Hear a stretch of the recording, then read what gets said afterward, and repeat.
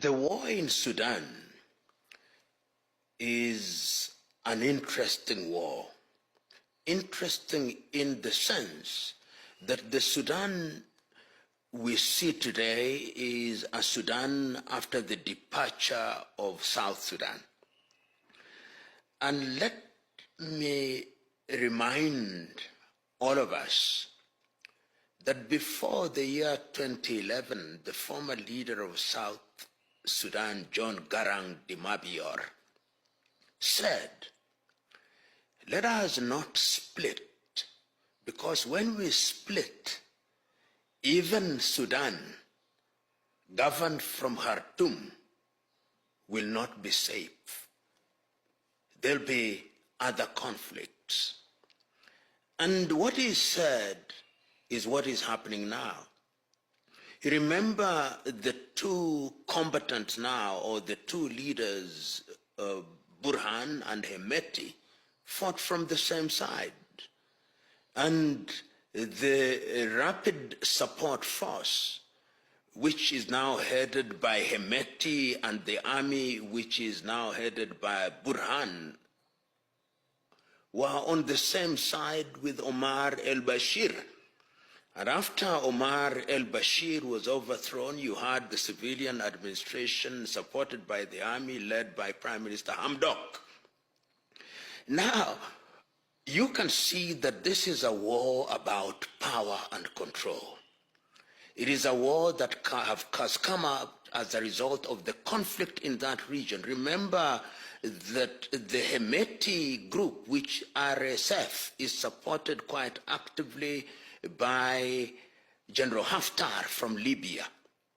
And remember that General Burhan, which is the Sudanese army, is now indeed supported by the Egyptian government. So one could say that it is progressively becoming a proxy war, which started as a war of egos who will control Sudan.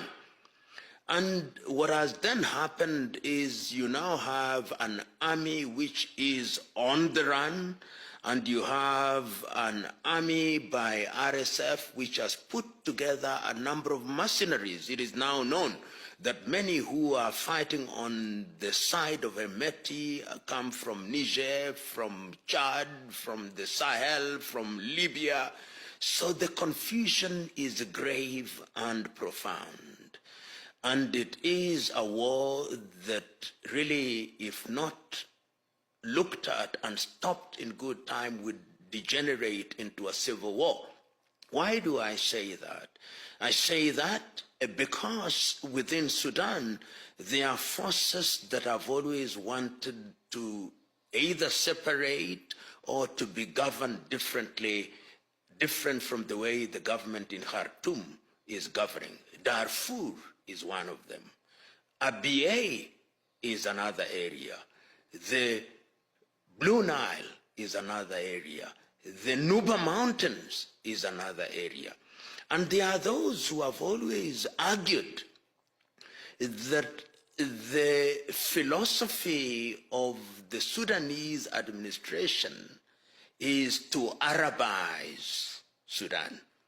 And they say this, it started with Al-Turabi, and it was manifested through the Janjaweed, and they think that both Burhan and Hemeti are actually purveyors of pan-Arabism and Arabization of Sudan.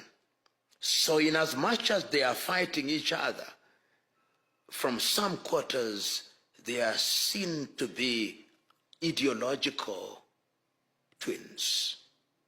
So it is a complex war, the war in Sudan, now referred to as the forgotten war. Forgotten because major news or media houses no longer talk about it, yet it has generated refugees in the millions.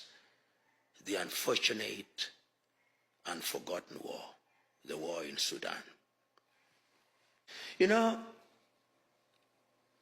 because this is an African war,